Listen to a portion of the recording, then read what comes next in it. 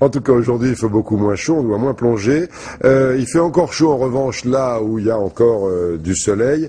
Mais il y a un endroit de France où on n'a jamais trop chaud. Il s'agit de Cherbourg. Vous l'avez peut-être remarqué en regardant Evelyne Delia, jamais plus de 23 ou 25 degrés.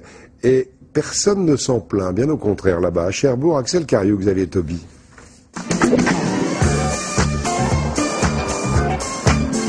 Des jolies filles, des palmiers et des plages de sable fin, Cherbourg c'est un peu la Côte d'Azur, à un tout petit détail près. Entre 24 et 34 degrés pour Nîmes. Vous l'aurez compris, Cherbourg est traditionnellement la ville la plus fraîche en été. La plus douce, corrigeront les Cherbourgeois, qui aiment le soleil quand il n'est pas agressif. Ah, la température à Cherbourg elle est idéale, c'est formidable, on ne transpire pas, on n'a pas besoin de changer de vêtements tout un instant parce qu'on est mouillé. On peut sortir, on peut vivre mieux parce que c'est pas rien d'être toujours à une grosse chaleur, moi ça me va pas.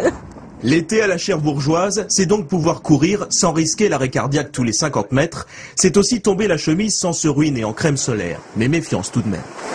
C'est du bronzage d'ici, hein, c'est pas du bronzage d'ailleurs. Hein. Je vois pas l'intérêt d'aller s'entasser comme des sardines dans le midi.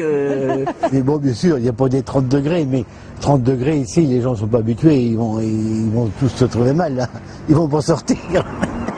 Ici, l'été, c'est comme le vin, on l'aime à bonne température. 25, c'est le bonheur, c'est même un argument commercial dans ce camping. On a des gens qui viennent du sud parce qu'il fait trop chaud chez eux. C'est arrivé. C'est arrivé, ils ne supportent pas la chaleur, ils viennent chez nous pour avoir un peu plus de frais. Et si vous ne voulez pas vexer un Cherbourgeois, ne lui demandez pas s'il pleut plus chez lui qu'ailleurs. Dans le meilleur des cas, il vous montrera immédiatement la direction de la Bretagne.